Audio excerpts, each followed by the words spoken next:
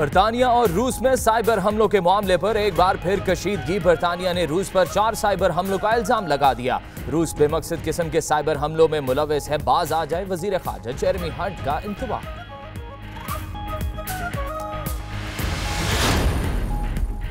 Cyber हमले। बरतानवी वजीर दिफा गेविन विलियमसन कहते हैं पूरी दुनिया में साइबर हमलों में रूस मुलव्वस है। रूसी इदारे ने खेल, ट्रांसपोर्ट और अमरीकी इंतखाबात में मुदाखलत की।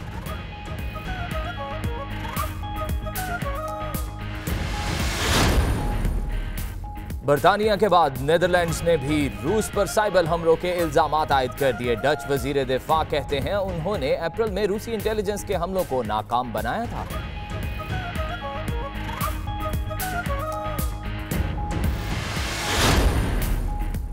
वजीर आजम ट्रेजा में ब्रेक्जिट रेफरेंडम बारे अपने फैसले पर डट गई। कहती हैं जो भी हो जाए ब्रेक्जिट पर अमल होकर ही रहेगा।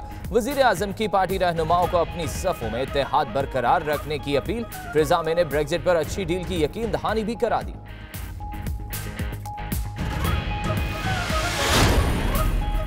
बरतानिया में बेनामी जायदादों का नया कानून अदालत में चैलेंज करने वालों को शिकस्त। बरतानवी नेशनल क्राइम एजेंसी ने मुकदमा जीत लिया। डायरेक्टर क्राइम एजेंसी का कहना है गैर कानूनी खरीदी गई जायदादों की तफ्तीश और कुर्की कानूनी अमल है। ट्रांसपेरेंसी इंटरनेशनल की लिस्ट में नवाज शरीफ की एवनफील्ड हाउस की जायदादें भी शामिल हैं।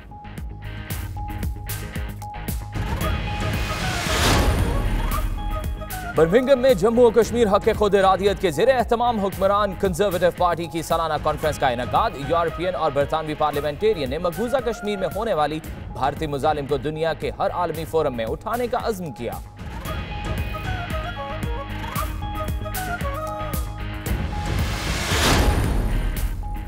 बरतानिया की डिजास्टर इमरजेंसी कमेटी की जानिब से इंडोनेशिया के ज़लज़ला मुतासरीन की इमदाद के लिए अपील। मुतासरीन को शेल्टर, खाने पीने की अशिया और पानी की अशद जरूरत।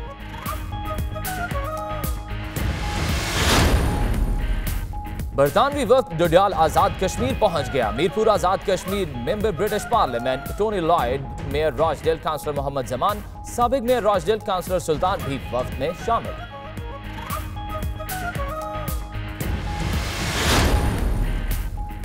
बरतानवी वज़ीर आज़म ट्रेजा मे की कंजर्वेटिव पार्टी की कॉन्फ्रेंस में भरपूर आमद। स्टेज पर बुलाया गया तो स्वीडिश पॉप ग्रुप के मशहूर गाने पर झूमते हुए एंट्री दी। शायकीन ने भी खूब दाद दी।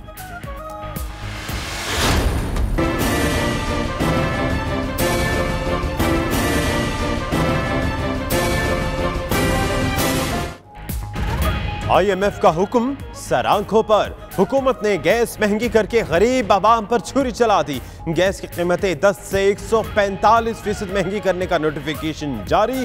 घरेलू सार्फिन के लिए गैस टैरिफ 3 से बढ़ाकर 7 कर दिया गया।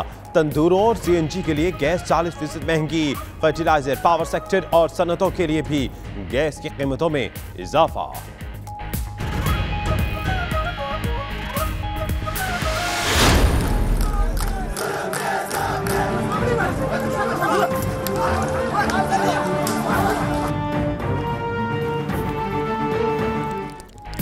फीसों में कमी का मुतालबा तलबा को महंगा पड़ गया। जामिया पेशावर मैदान जंग बन गए। पुलिस ने एहतजाज करने वाले तालिब इल्मों पर चढ़ाई कर दी। पहले खूब डंडे बरसाए, फिर जो हाथ में आया धर लिया। लाठी चार्ज से कई जख्मी। सूबाई वजीर शौकत यूसुफजई की तलबा पर तशद्दुद की मजम्मत। कहा फीसों में इजाफा हुकूमत नहीं सिंडिकेट का काम है। तलबा से बातचीत के लिए तैयार है।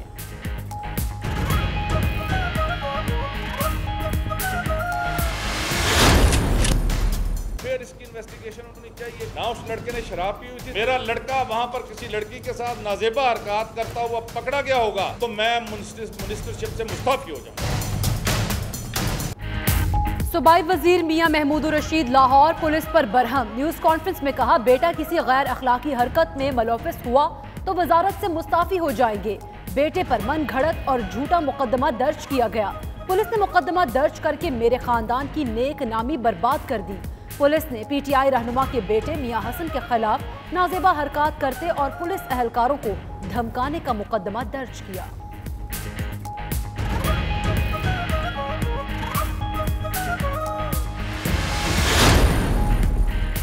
इमरान खान की जेर सदारत वफाकी काबीना का इजलास, सऊदी अरब के साथ गवादर में ऑयल रिफाइनरी के कयाम और वजीर आजम हाउस को नेशनल यूनिवर्सिटी बनाने की मंजूरी। इसहाक डार दौर में गैर कानूनी तौर पर भर्ती अफराद बरतरफ, 4 बैंक्स और 4 रेगुलेटरी अदालत के सरबराह फारिग हो जाएंगे। साबिक अदवार में खुलकर लूटमार की गई, अब जिसकी बात करो वो नाराज हो जाता है। फवाद चौधरी की प्रेस कॉन्फ्रेंस।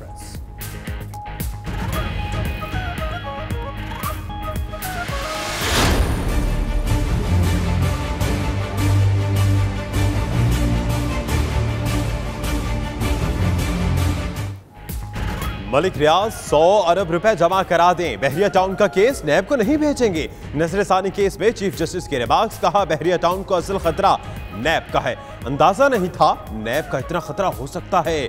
बहरिया टाउन को जमीन की मुंतकली फ्रॉड थी, फ्रॉड पर बनी इमारत कायम नहीं रह सकती। जस्टिस आसिफ सईद खोसा ने रिमार्क्स दिए, सरकार को टुकड़ों में जमीन देकर शहर के दिल में जगह ले गई। समाअत 1 हफ्ते के लिए मुलतवी।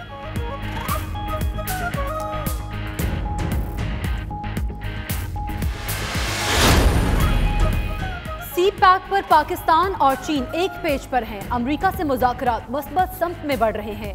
शकील आफरीदी के मामले पर मौक़िफ़ नहीं बदला, तर्जुमान दफ्तर खारिजा की ब्रीफिंग, कहते हैं भारत मुज़ाकरात की मेज़ पर आएगा तो करतारपुर सरहद खोली जाएगी।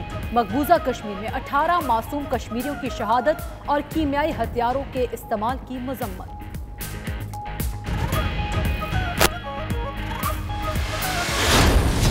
जिस मेंबर ने सेनेट का वोट पाकिस्तान पीपल्स पार्टी को बेचा था वो भी यहीं पर बैठा हुआ है।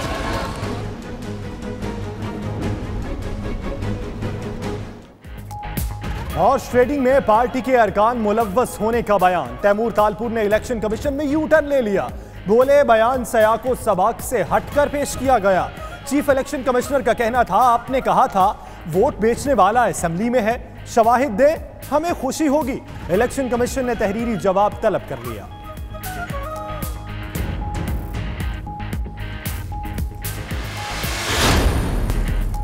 एहतसाब अदालत में नवाज शरीफ के खिलाफ अल अजीजिया रेफरेंस की समाअत, ख्वाजा हारिस और नैब प्रोसिक्यूटर अकरम कुरैशी में गर्मा गर्मी। अकरम कुरैशी ने मुल्जिम पर मुल्क लूटने का इल्जाम आयद किया तो ख्वाजा हारिस ने फैसले से पहले फैसला करार दे दिया। अदालत का तफ्तीशी अफसर को नैब और FIA को लिखे गए यादहानी खतूत पेश करने का हुक्म।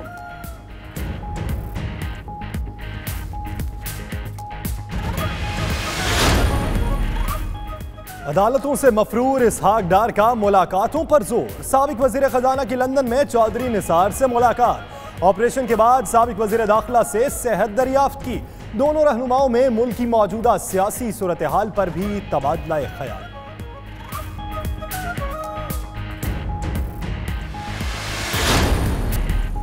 जाली अकाउंट से मनी लॉन्ड्रिंग का मेगा स्कैंडल, बैंकिंग कोर्ट ने 5 मफरूर मुल्ज़िमान को इश्तिहारी करार देने और उनकी जायदाद कुर्की का हुक्म दे दिया। अवामी मकामात पर मुल्ज़िमान के इश्तिहारात चस्पा करने की हिदायत, FIA मुल्ज़िमान की रेड वारंट जारी कराएगी।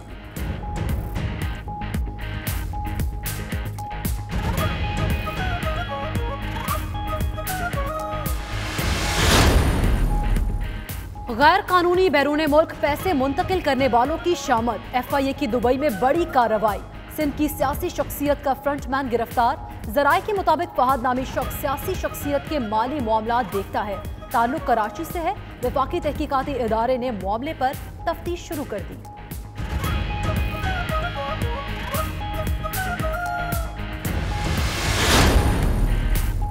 ततहीर फातिमा की अपने नाम से वालिद का नाम हटाने का केस, बाप ही असल गार्डियन होता है, शरीयत को मद्देनजर रखकर फैसला करेंगे। चीफ जस्टिस के रिमार्क्स, वल्दियत से इनकार नहीं, सिर्फ रिकॉर्ड से वालिद का नाम निकलवाना है।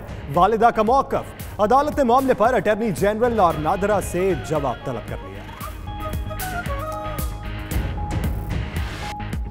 बिस्मिल्लाहिर्रहमानिर्रहीम, अस्सलाम वालेकुम। आप देख रहे हैं 92 न्यूज़ UK और मैं हूं फाइक महमूद और मैं हूं आपके साथ इकरा बुखारी। बुलेटिन का बाकायदा आगाज करेंगे और सबसे पहले आपको बताएं कि बरतानिया ने रूस की जासूसी एजेंसी पर 4 बड़े साइबर हमलों का इल्जाम लगा दिया है। वजीर खारिजा जेरेमी हंट ने रूस को खबरदार कर दिया है कि आइंदा ऐसे हमलों की सूरत में बरतानिया की जानिब से उसे सख्त रद्द अमल का सामना करना होगा। बरतानिया ने रूस की जासूस एजेंसी पर 4 बड़े साइबर हमलों का इल्जाम लगा दिया है।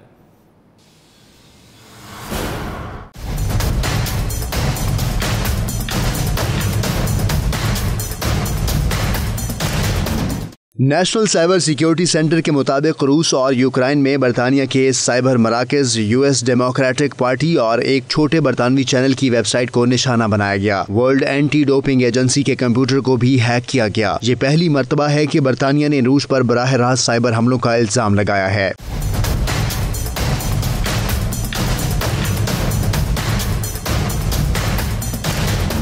नेशनल साइबर एजेंसी के मुताबिक उन्हें पूरा यकीन है कि ये साइबर हमले रूस की जानिब से किए गए हैं। बरतानवी वज़ीर ख़ारजा जेरेमी हंट का कहना है कि रूसी जासूस एजेंसी ने बेमकसद साइबर हमलों का सिलसिला शुरू किया है, जिनसे किसी के कौमी मफाद को तक़वियत नहीं मिलती।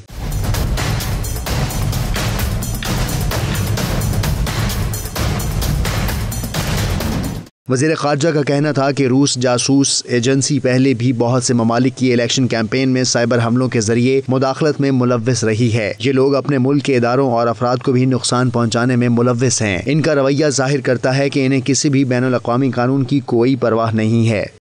दुनिया भर में होने वाले साइबर हमलों में रूस मुलव्विस है। बरतानवी वज़ीर दिफा गेविन विलियम्सन कहते हैं रूसी हसास इदारे ने खेलों, ट्रांसपोर्ट और अमरीका के सदारती इंतखाबात में मुदाखलत की। मज़ीद तफसीलात के मुताबिक बेल्जियम की दारुल हुकूमत ब्रसेल्स में नेटो ममालिक के वज़राए दिफा कॉन्फ्रेंस हुई, जिससे खिताब करते हुए बरतानवी वज़ीर दिफा ने वज़ीर ख़ारिजा जेरेमी हंट की जानिब से लगाए गए इल्ज़ामात को दोहरा दिया, जिसमें बरतानिया में होने वाले साइबर हमलों का जिम्मेदार रूस को करार दिया गया था।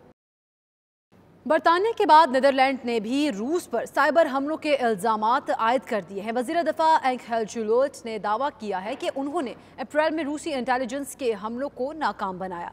तफसीलात के मुताबिक द हेग में मीडिया से बात करते हुए कहा गया है कि नीदरलैंड में 4 रूसियों को पकड़ा गया था और हमला करने से कबल ही मुल्क बदर कर दिया गया था। डच फौज के एक आला ओहदेदार का इस मौका पर कहना था कि हैकर्स मुल्क की हसास तनसीबात के वाईफाई सिस्टम में खलल डालकर हैक करना चाहते थे। हुकाम का कहना था कि इस वक्त हसास अदारा साबिक रूसी एजेंट सर्गेई स्क्रिपल और उसकी बेटी यूलिया पर सेल्सबरी में सिलसिला नक्शबंदिया अवैसिया के अमीर अब्दुल कदीर आवान की जानिब से दौरा बरतानिया के मौका पर प्रेस कॉन्फ्रेंस की गई, जिसमें उनका कहना था कि पाकिस्तान में कानून का नफाज और पासदारी इंतहाई ज़रूरी है। लोगों को मसलकी बुनियादों पर तकसीम करना संगीन मसला है। तफसीलात देखिए bureau chief UK Ghulam Hussain Awan की इस रिपोर्ट में। लंदन के मुकामी होटल में सिलसिला नक्शबंदिया अवैसिया के अमीर अब्दुल कदीर ऐवान ने सहाफ़ियों और मुख्तलिफ शोबाए ज़िंदगी से ताल्लुक़ रखने वाले मौजूदीन से बातचीत की। मुल्की सियासत और फ़िरका वारियत के हवाले से कहा, इनका मकसद लोगों में सब्र बर्दाश्त और अखुवत को फ़रोग़ देना है। इस्लामी तालीमात में इंतहा पसंदी और तफरका की कोई गुंजाइश नहीं है। किसी भी माशरे के मुस्बत किरदार के लिए किसी एक फरीक के किरदार अदा करने की बात नहीं होती, एक कलेक्टिव एफर्ट होती है। और जहाँ भी उलमा के हवाले से बात आएगी तो बेशक माशरे में तरबियत के हवाले से एक बहुत बड़ा अंसर है जो उलमा की गुफ्तगू है। लेकिन मैं ये समझता हूँ कि किसी भी माशरे का बैलेंस होना, उसके कानून और कानून के मुसावात के पहलुओं पर जो इतलाक है वो ज़रूरी होता है। अब्दुल कदीर ऐवान का मजीद कहना था कि मुल्क में 1973 के आइन के मुकम्मल नफाज और रियासती कवानीन पर सख्ती से अमलदारी ही एक ऐसा रास्ता है जिससे माशरे में होने वाले जराइम पर काबू पाया जा सकता है। जब किसी भी मुल्क या किसी भी माशरे में कानून का इतलाक होगा और अक्रॉस द बोर्ड होगा तो वहाँ पर बेशुमार मसाइल जो हैं उनका हल हो जाएगा और बेशुमार जो खदशात हैं वो पनपने से पहले ही अपने अंजाम को पहुँच जाते हैं। अमीर सिलसिला नक्शबंदिया अवैसिया का कहना था कि पाकिस्तान से वफादारी को कायम रखना है। वो बिला तफरीक मसलक और रंग और नस्ल खालिस इस्लामी तालीमात के हामी हैं और पाकिस्तान से बाहर भी इसी रास्ते पर अमल पैरा हैं। लंदन से अल-मुस्तफ़ा वेलफेयर ट्रस्ट का मुश्तरका वफ्द इंडोनेशिया के ज़लज़ला मुतासरीन के लिए इमदाद लेकर आज इंडोनेशिया रवाना होगा। मुश्किलात में फंसे बेआसरा लोगों की मदद के लिए किसी भी पाकिस्तानी चैरिटी का ये पहला दौरा इंडोनेशिया है। तफसीलात देखिए bureau chief UK Ghulam Hussain Awan की इस रिपोर्ट में। अल-मुस्तफ़ा वेलफेयर ट्रस्ट इंटरनेशनल के चेयरमैन अब्दुल रज़ाक साजिद की क़यादत में ट्रस्ट का वफ्द ज़लज़ला और सुनामी मुतासरीन की मदद के लिए इंडोनेशिया रवाना होगा। हंसलो जामे मस्जिद में मीडिया ब्रीफिंग के दौरान ट्रस्ट के चेयरमैन अब्दुल रज़ाक साजिद का कहना था कि इंडोनेशिया में ज़लज़ला और सुनामी से मुतासर होने वाले अफराद में चावल, साफ़ पानी, अद्वियात, खुश्क दूध, कंबल और खेमे तकसीम किए जाएंगे। अल-मुस्तफ़ा वेलफेयर ट्रस्ट पर एक बार फिर इंडोनेशिया के वो मुसीबत ज़दा भाइयों की मदद के लिए हम कल से यहाँ रवाना हो रहे हैं। हंजुल जामा मस्जिद ने भरपूर हमारी सरपरस्ती की हमेशा की तरह हम उनके शुक्रगुजार हैं और इंशाअल्लाह ताला मुसीबत की इन घड़ी में हम इंडोनेशिया भाइयों के साथ होंगे, उनको भरपूर मदद करेंगे, उनको फूड पहुँचाएंगे, मेडिसिन पहुँचाएंगे, शूज़ पहुँचाएंगे, क्लीन वाटर पहुँचाएंगे, बच्चों को पैम्पर पहुँचाएंगे। ट्रस्ट की जानिब से ज़ल्ज़ला से मुतासरा इलाकों में मेडिकल कैंप भी लगाए जाएंगे। चेयरमैन अब्दुल रज़ाक का ये भी कहना था कि ट्रस्ट इंडोनेशिया के ज़ल्ज़ला मुतासरीन की बहाली तक इमदाद का सिलसिला जारी रखेगा। अल मुस्तफ़ा ट्रस्ट जो है बड़े ज़माने से जो है वो इस फील्ड में मौजूद है। वो जहाँ पे भी दुनिया में कहीं भी डिज़ास्टर होता है तो वो जाते हैं। इस दफ़ा खुशी की बात यह है कि हंजुल जामा मस्जिद ने जो है इनिशिएटिव लिया है, बढ़ चढ़ कर इनिशिएटिव लिया है। उन्होंने अल मुस्तफ़ा ट्रस्ट के साथ मिल के जो है इस काम में उन्होंने हिस्सा लिया। Very sad story from a Muslim community perspective and from Hounslow community perspective, it's our job, it's our role to get together and support our fellow Muslim brothers. This could happen anywhere in the world, and they have been befallen by 3 calamities. Earthquake bhi tha, tsunami bhi tha, aaj volcano bhi hua. So there is a lot of destruction, a lot of displaced people, and हमारा काम ये है कि to get together and जितनी support हो सकती है financially to get that support to them. हम लोग पैसों का इंतज़ाम करें ताकि वहाँ पे जाके इंडोनेशिया के अंदर सामान जो भी सामान ज़रूरत है वो ख़रीदा जाए, और जहाँ पे ये ज़ल्ज़ला और सुनामी आया वहाँ पे ये जो अमदादी टीमें हमारी हैं वो पहुँचें और वहाँ पे पहुँचाएँ। हमारे ट्रस्टीज़ भी इसमें इंटरेस्ट शो करें, वो भी जाएंगे इंशाल्लाह। उनका मज़ीद कहना था कि इंडोनेशिया में हालिया ज़ल्ज़ले और समुद्री तूफ़ान के नतीजे में बड़े पैमाने पर जानी और माली नुकसान हुआ है। अख़वत इस्लामी का तकाज़ा है कि आगे बढ़कर इंडोनेशिया के ज़ल्ज़ला मुतासरीन की मुश्किलात को कम करने के लिए अपनी ज़िम्मेदारियाँ पूरी करें। वज़ीर-ए-आज़म थेरेसा मे ब्रेक्जिट रेफरेंडम के बारे में अपने फैसले पर डट गई। कहती हैं कुछ भी हो जाए ब्रेक्जिट पर अमल होकर ही रहेगा। वज़ीर-ए-आज़म की जानिब से पार्टी रहनुमाओं को अपनी सफ़ों में इत्तेहाद बरकरार रखने की अपील। थेरेसा मे ने ब्रेक्जिट पर अच्छी डील की यकीन दहानी भी करा दी है। इस हवाले से ये रिपोर्ट देखिए।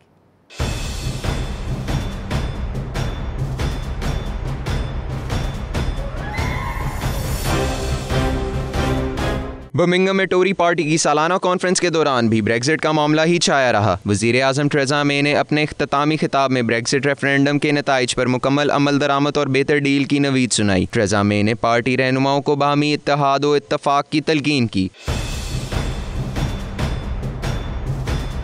वज़ीर-ए-आज़म ने कहा कि बगैर डील यूरोपीय यूनियन से इनखला से सरहदों पर इजाफी चेक और टैरिफ का निफाज होगा, जो यूके और यूरोप दोनों के हक में नहीं। अगर हम किसी डील को ना करने की बात पर यकीन कर लें तो हमारी अपनी ही पोजीशन कमज़ोर हो जाएगी और हमें यूरोपीय यूनियन के मुतालबे को मानना पड़ेगा। उन्होंने कहा कि ऐसी कोई डील कबूल नहीं जिसमें शुमाली आयरलैंड हमारे हाथ से निकल कर कस्टम यूनियन का हिस्सा बन जाए।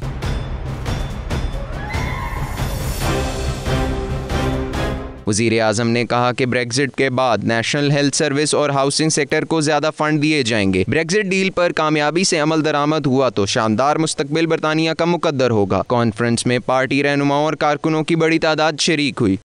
शेडो चांसलर ने बरतानवी वज़ीर-ए-आज़म की जानिब से सादगी की तहरीक खत्म होने के दावे को गैर मुस्तनद करार दे दिया। वज़ीर-ए-आज़म ने अवाम को बेहतर मुस्तकबिल की यकीन दहानी के साथ साथ बेहतर मौशी सूरत हाल का भी दावा कर डाला है। मज़ीद देखिए इस रिपोर्ट में। बरतानी वज़ीर-ए-आज़म थेरेसा मे ने बर्मिंघम में पार्टी कॉन्फ्रेंस के दौरान हुकूमत की सादगी मुहिम का जिक्र किया, जिसे अपोजिशन लेबर पार्टी ने मुस्तरद कर दिया। वज़ीर-ए-आज़म ने दावा किया कि अवाम की एक लंबे अरसे की कुर्बानियों के बाद सादगी की तहरीक इख्तिताम पजीर हो रही है, जिसे शेडो चांसलर जॉन डोनाल्ड ने झूठ करार देकर मुस्तरद कर दिया। उन्होंने कहा कि मुआशी बहरान का शिकार मुल्की इदारे वज़ीर-ए-आज़म के दावे की नफी हैं। डोनाल्ड का कहना था कि वज़ीर-ए-आज़म की सादगी तहरीक के खात्मे का दावा ब्रेक्जिट डील की कामयाबी पर मुनहसर है, जो अभी वकू पजीर होती दिखाई नहीं देती। उनका कहना था कि फिस्कल स्टडीज थिंक टैंक के मुताबिक अभी 75% वेलफेयर कट होना बाकी है। बरतानिया में बेनामी जायदादों से मुतालिक नए कानून को अदालत में चैलेंज करने वालों को शिकस्त। बरतानवी नेशनल क्राइम एजेंसी ने मुकदमा जीत लिया। हुकूमत बरतानिया को दी जाने वाली बेनामी जायदादों की फहरिस्त में नवाज शरीफ का एवनफील्ड हाउस भी शामिल है। तफसीलात देखिए bureau chief UK Ghulam Hussain Awan की रिपोर्ट में।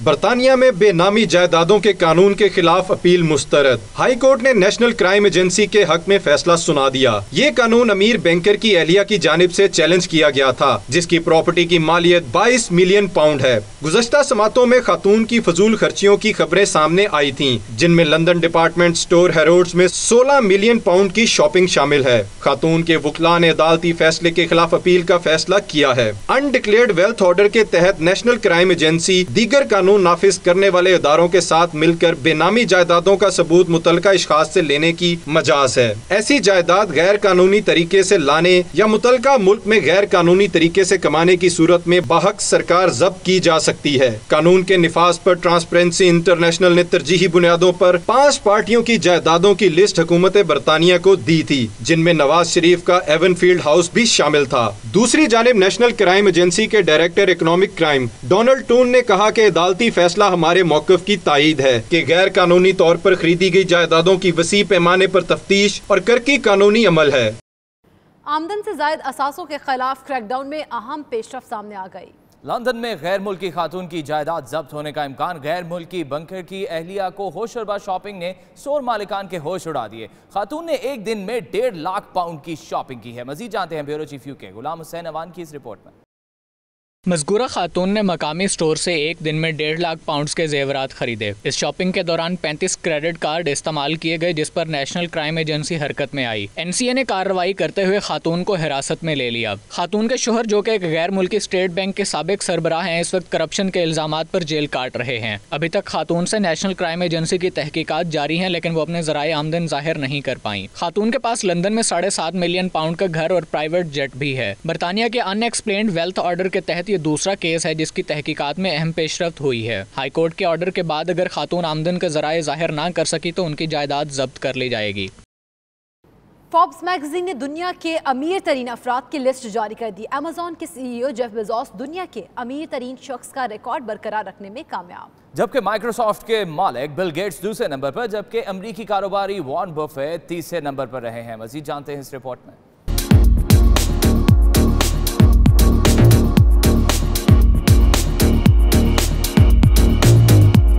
अमरीकी बिजनेस मैगजीन फोर्ब्स ने दौलत के ढेर लगाने वाले अफराद की ताज़ा तरीन फहरिस्त जारी कर दी, जिसके मुताबिक अमेजॉन के CEO जेफ बेजोस दुनिया के अमीर तरीन शख्स हैं। 54 साला अमरीकी जेफ $112 बिलियन के असासों के मालिक हैं। साबिक नंबर 1 बिल गेट्स दूसरे नंबर पर है, जिनके असासों की मालियत $90 अरब बताई गई है। 62 साला बिल गेट्स अमरीकी कंपनी माइक्रोसॉफ्ट के मालिक हैं।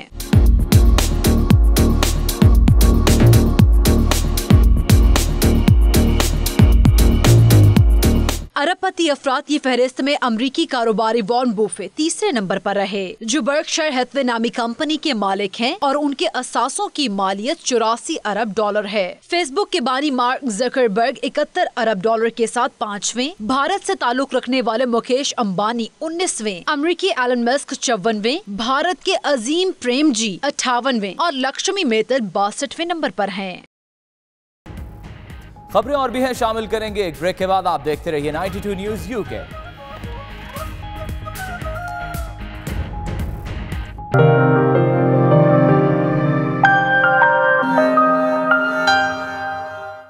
रहायशी सहूलियात के फुकदान के खिलाफ आयरलैंड में हजारों अफराद ने पार्लियामेंट हाउस के बाहर धरना दे दिया है।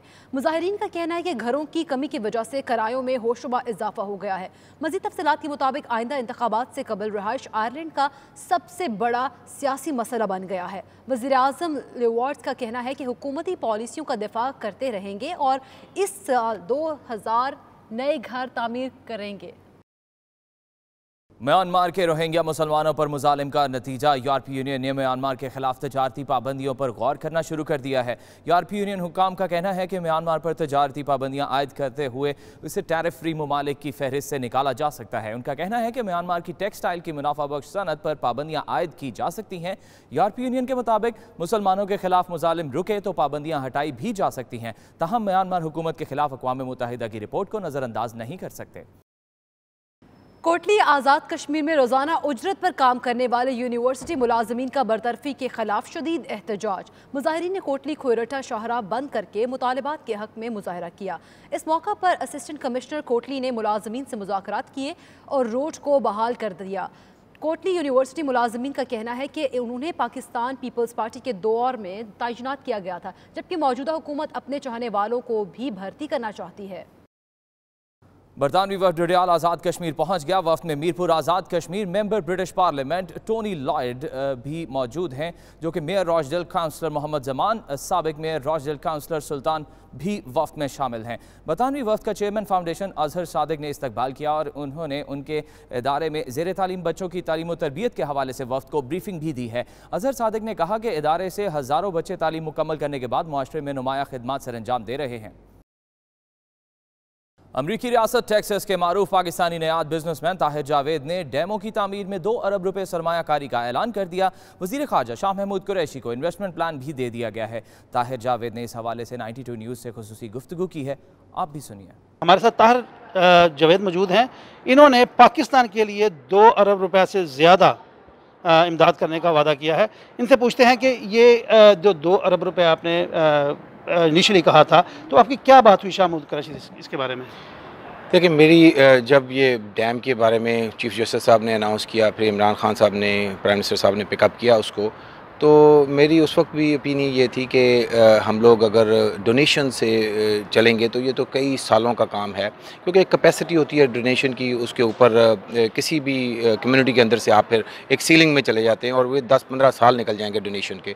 तो मेरी एक प्रपोज़ल थी कि आप इसको डोनेशन की बजाय ओवरसीज़ पाकिस्तानीज़ को इन्वॉल्व करें इसके अंदर, जो इन्वेस्ट करें। So make it a business plan. Obviously you know after you आप इसका जो डैम बनाएंगे उसके बाद you will sell the electricity, तो इट्स अ बिजनेस डील। तो अगर उसको बिज़नेस प्लान किया जाए और इन्वेस्टमेंट अपॉर्चुनिटीज़ प्रोवाइड की जाए तो जस्ट अमेरिका के अंदर $200 मिलियन मैंने अपने बहुत सारे दोस्तों से, खुद मैं, पार्टनर्स के साथ सबसे बात की, तो people are willing to invest in the dam with big numbers, but as a business plan. So as far as the donations, obviously everybody will do the donations, but that will be certain different amounts. Birmingham में जम्मू और कश्मीर हक़ खुद इरादियत के ज़ेर एहतमाम हुक्मरान conservative party के सालाना conference का इनेकाद किया गया। यूरोपियन और बरतानवी पार्लियामेंटेरियन ने मकबूजा कश्मीर में होने वाले भारतीय मजालिम को दुनिया के हर आलमी फोरम में उठाने का अज़म किया है। मज़ीद अहवाल देखिए बर्मिंघम से आबिद काज़मी की रिपोर्ट।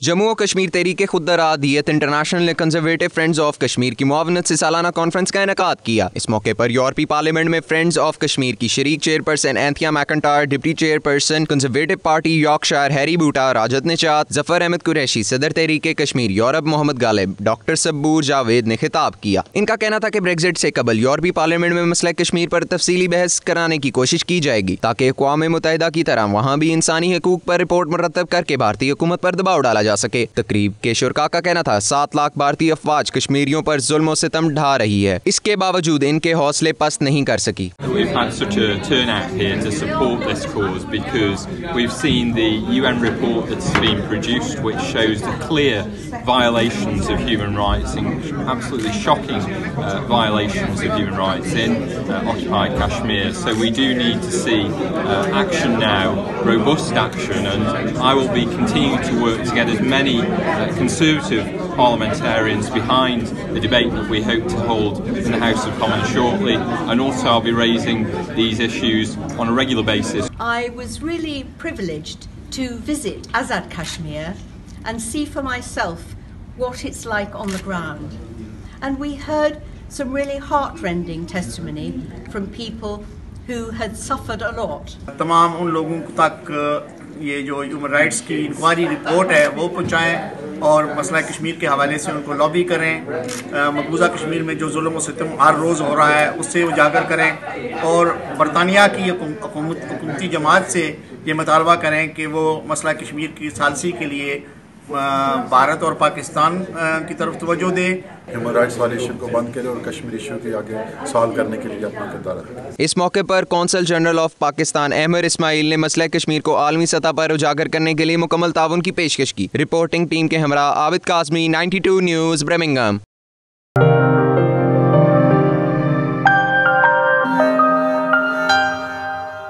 हुकूमत ने IMF के सामने घुटने टेक दिए हैं। IMF के दबाव पर हुकूमत ने गैस महंगी कर दी। अब सार्फिन को गैस 10 से 145% महंगी मिलेगी। जी हाँ, सर्दियों में गैस हीटर और गीजर के मजे उड़ाने वाले होशियार हो जाए, क्योंकि नई कीमतों के बाद गैस हीटर और गीजर का इस्तेमाल बिजली से महंगा हो जाएगा। घरेलू सार्फिन के लिए टैरिफ 3 से बढ़ाकर 7 रुपए मुकर्रर कर दिया गया। CNG सार्फिन को 40% इजाफी अदायगियां करना होंगी। कमर्शियल और रोटी तनूर के लिए गैस 40% महंगी कर दी गई है, जबकि टेक्सटाइल, स्पोर्ट्स, सर्जिकल, कारपेट्स और लेदर सेक्टर को पुरानी कीमतों पर ही गैस मिलेगी। IMF का दबाव सर आंखों पर, तब्दीली सरकार ने अवाम पर गैस बम गिरा दिया है।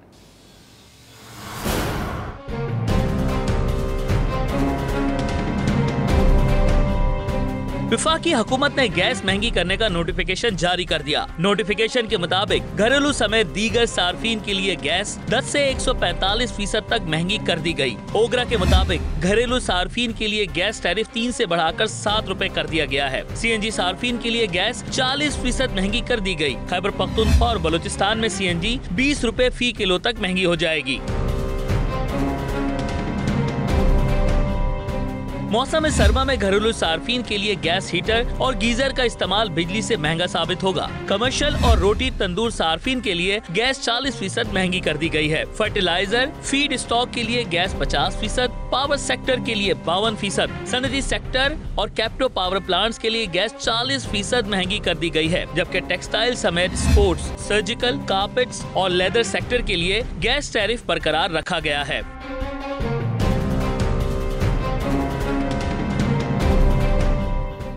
और अब जिक्र बहरिया टाउन का। सुप्रीम कोर्ट में बहरिया टाउन नजरसानी दरख्वास्तों की समाअत हुई। दौरान समाअत चीफ जस्टिस के सख्त रिमार्क्स सामने आए। चीफ जस्टिस ने कहा, अदालत वाजे कर चुकी जमीन की मुंतकिली फ्रॉड है और फ्रॉड पर बनी हुई इमारत कायम नहीं रह सकती। जस्टिस आसिफ सईद खोसा बोले, बहरिया टाउन को अलॉटमेंट में बदनीयती पाई गई तो कुछ नहीं बचेगा। अलॉटमेंट गैर कानूनी हुई तो कानून अपना रास्ता लेगा।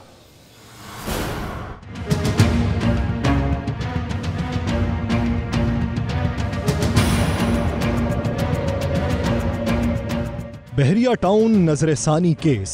अदालत उज़्मा में समाअत के दौरान चीफ जस्टिस मियां साकिब निसार के सख्त रिमार्क्स सामने आए। चीफ जस्टिस ने कहा कि अदालत वाजे कर चुकी कि जमीन की मुंतकिली फ्रॉड है और फ्रॉड पर बनी हुई इमारत कायम नहीं रह सकती और अब जमीन की कीमत का तयन अमल दरामद बेंच करेगा। ताहम बहरिया टाउन के वकील तारिक रहीम ने मौक़िफ़ अपनाया कि बहरिया टाउन में 1,65,000 रिहायशी हैं। अदालत रिहायशियों के हुकूक को भी मद्देनजर रखे। बेंच के फैसले तक नैब को कार्रवाई से रोका जाए, जिस पर जस्टिस आसिफ सईद खोसा ने कहा, अमल दरामद बेंच अदालती हुक्म को तब्दील नहीं कर सकता। बहरिया टाउन ने गलत काम नहीं किया तो तहकीकात से क्यों डर रहा है?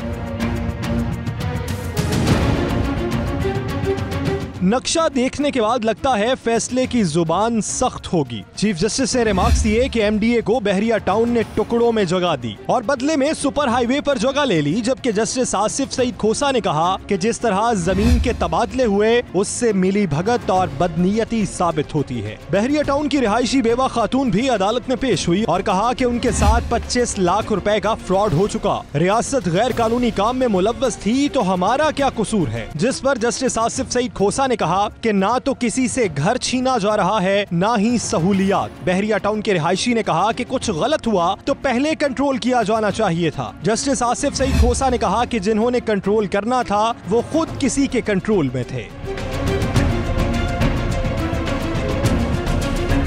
चीफ जस्टिस ने कहा कि डैम फंड में 5 अरब रुपए रजाकाराना तौर पर नहीं बल्कि अदालती हुक्म पर जमा कराए गए। मलिक साहब 1500 अरब रुपए डैम फंड में जमा कराएं और ताहयात नेकी कमाएं। मलिक रियाज ने कहा कि उनकी औकात 50 अरब रुपए की भी नहीं, जिस पर चीफ जस्टिस ने कहा आपकी हैसियत 3000 अरब रुपए की है। मलिक रियाज ने कहा कि वो अपने असासों का 25% डैम फंड के लिए मुख्तस करते हैं। चीफ जस्टिस ने मुल्क डूबने की बात पर वकील जाहिद बुखारी को डांट पिला दी और कहा कि मुल्क डूबने की बात दोबारा न करें, किसी की जुर्रत नहीं मुल्क को डुबो सके। चीफ जस्टिस का कहना था बहरिया टाउन को असल खतरा नैब का है, जिन्होंने बदनीयती से जमीन मुंतकिल की उनके खिलाफ कार्रवाई होगी। दलाइल सुनने के बाद अगली समाअत पर फैसला दिया जाएगा। केस की समाअत 11 अक्टूबर तक मुलतवी कर दी गई। खबरें और भी हैं, शामिल करेंगे एक ब्रेक के बाद। आप देखते रहिए 92 न्यूज़ UK।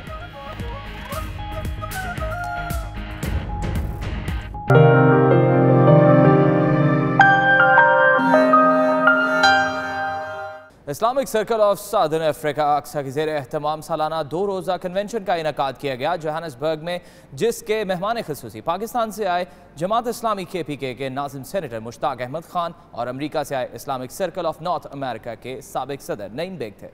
तफसीलात देखिए इस रिपोर्ट में। कन्वेंशन में पाकिस्तानी कम्युनिटी के अलावा सोमालिया, बांग्लादेश, मालावी, जिम्बाब्वे, मिस्र और कीनिया के मुसलमानों की बड़ी तादाद ने शिरकत की। कन्वेंशन की थीम अपने रब के रास्ते की तरफ दावत दो हिकमत के साथ रखी गई थी। कन्वेंशन के अख्ताम पर गैर मुस्लिम कम्युनिटी तक इस्लाम का हकीकी और अफाकी पैगाम पहुँचाने के लिए एक सेमिनार भी रखा गया था, जिसमें दीगर मज़ाहिब से ताल्लुक़ रखने वाले अफराद ने भी शिरकत की। इस सेमिनार का मौजू मर्सी ऑन टू ह्यूमैनिटी था। साउथ अफ्रीका के हुकूमती जमात अफ्रीकन नेशनल कांग्रेस और मुख्तलिफ ऑर्गेनाइजेशन से ताल्लुक़ रखने वाले अफराद भी कन्वेंशन में शरीक रहे। साउथ अफ्रीका से औकाफ के चेयरमैन हारून काला, CEO जैन अलकाजी, IPCI के हेड अख्तर टोकन, मौलाना बुरहान मियाँ, उस्ताद वसीम लहर, शेख अब्दुल रज़ाक, मौलाना बोबाट और दीगर शख्सियात बतौर स्पीकर्स कन्वेंशन में शरीक हुए। अब आपको बताएं कि पाकिस्तानी तालिब इल्म का कारनामा सामने आया है। अफ्रीका के मुल्क मलावी में रेयान महमूद ने BTech business study UK A level के इम्तिहान में पूरे बरे आज़म अफ्रीका में टॉप करके गोल्ड मेडल हासिल किया। मजीद इस रिपोर्ट में देखिए।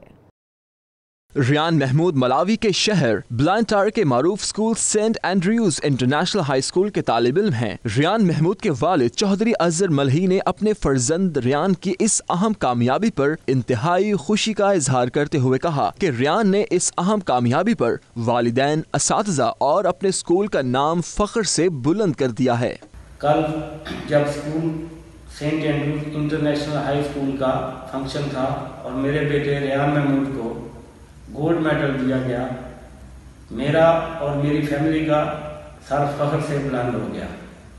रेयान ने बिजनेस BTech में पूरे अफ्रीका को टॉप किया है।